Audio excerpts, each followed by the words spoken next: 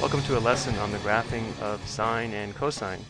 The goals of the video are to graph the sine and cosine functions on the coordinate plane using the unit circle, and also to determine the domain and range of the sine and cosine functions, and lastly to determine the period of the sine and cosine functions. So remember that if we can determine where the terminal side of an angle in standard position intersects the unit circle, the x-coordinate of that point is equal to cosine theta, and the y-coordinate of that point is equal to sine theta. So what we could do is make a table with various angles and the values of sine and cosine and then plot them on the coordinate plane. But before we do that, let's go ahead and look at a Wolfram demonstration to develop this idea. So what we're going to see here is as we animate this point around the unit circle, we're going to look at the graph of the sine function. So we'll be plotting the y-coordinates of this point. So right now we're at 1, 0, therefore sine theta is equal to 0. As we progress around the unit circle, let's stop at pi over 2 radians or 90 degrees. Notice that the y-coordinate right here would be positive 1. So down here we see the point pi over 2, 1. If we pause again at pi radians or 180 degrees, again the point right here would be negative 1, 0. Therefore sine theta is equal to 0. And so on. As we go around the entire unit circle, we end up back where we started, which shows the period of the sine function equal to 2 pi radians. We could also look at negative angles, rotating around the circle clockwise. Again, we're plotting the y-coordinates of this point, which is equal to sine theta. So we see another cycle of the sine function, again showing the period is 2 pi radians. If we're going to do this by hand, what would be helpful is to look at the decimal values of this function at different angles. And I've already filled out this table from the calculator, but let me show you how I did that. First thing we have to do is type in our function into y1. I've already done that. Next, let's go ahead and look at this in terms of degrees.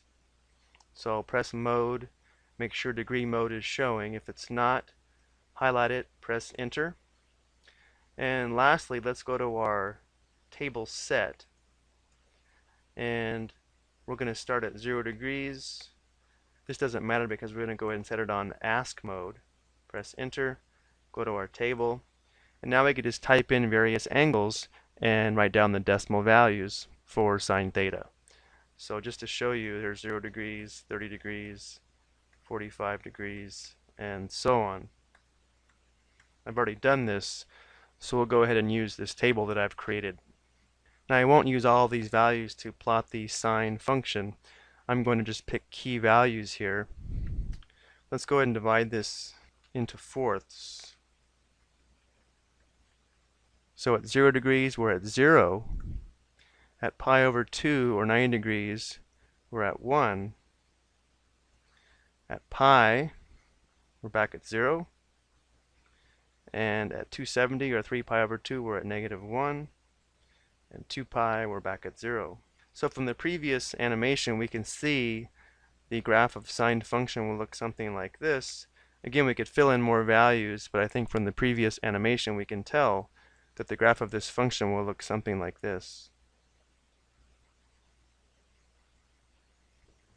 So once we have this graph and we're asked to find the domain, we could find the value of sine theta for any angle we wanted to choose. Therefore the domain is all reals, but the range will always be between negative 1 and positive 1. So on the closed interval from negative 1 to positive 1 would be our range. Next, we already say that the period would equal 2 pi radians, and the amplitude can be viewed as half the distance from the max to the min. Well, the distance from negative 1 to positive 1 is 2, and half of that would be 1. You can also think of it as the distance from the x-axis to the max or the min, which again would be equal to 1. Okay, now let's go ahead and take a look at the graph of cosine theta using the Wolfram demonstration. So we'll get rid of the sine function. Remember, cosine theta is equal to x on the unit circle. So now we're looking at the x-coordinate of this point. So at 0 degrees, the x-coordinate is equal to positive 1. At pi over 2 radians or 90 degrees, it's equal to 0. At pi, it's equal to negative 1. 3 pi over 2 or 270 degrees, we're at 0, and then at 2 pi, we're back at positive 1. So this is a different graph than sine theta. This is cosine theta. But again, we can see the period would be 2 pi radians. And again, we can use negative angles to produce another period of the cosine function.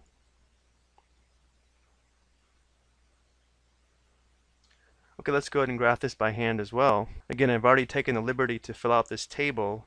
Again, you could do this on your own if you change the function to cosine x and go to the table and plot various angles. Notice at 0 it's 1, at 90 degrees it's 0, and so on. Again, let's divide this into 4 parts and plot some key values.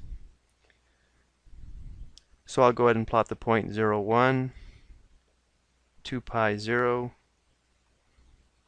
pi negative 1, 3 pi over 2 0, and 2 pi 1. And again, from the previous animation, we should be able to figure out that the graph of this will be a nice curve, something like this. And again, our domain would be all reals. This graph moves left and right forever. And the range, again, would be from negative 1 to positive 1. And our period is also 2 pi radians. And our amplitude is also 1. We'll talk more about the amplitude and period later. Okay, so let's briefly talk about periodic functions. A function f is said to be periodic if f of x plus p equals f of x for all values of x. So for the two graphs we just looked at, if p was 2 pi, these two functions would always be equal to each other. This constant p is called the period, and it is required to be positive. A function with period p will repeat on intervals of length p, and these intervals are sometimes referred to as the periods. And just to summarize, here's a graph of sine theta again. The graph is continuous over its entire domain. The period is 2 pi. The x-intercepts do occur at multiples of pi radians, and sine negative theta is equal to negative sine theta, and that's true because it is symmetrical about the origin, which we'll talk about more later. And summarizing some properties about y equals cosine theta, continuous over its entire domain, period is 2 pi, the x-intercepts occur at odd multiples of pi over 2 radians, and cosine negative theta is equal to cosine theta because it is an even function or symmetrical across the y-axis. Again, we'll talk more about that later. And I hope you found this video helpful. Thank you for watching.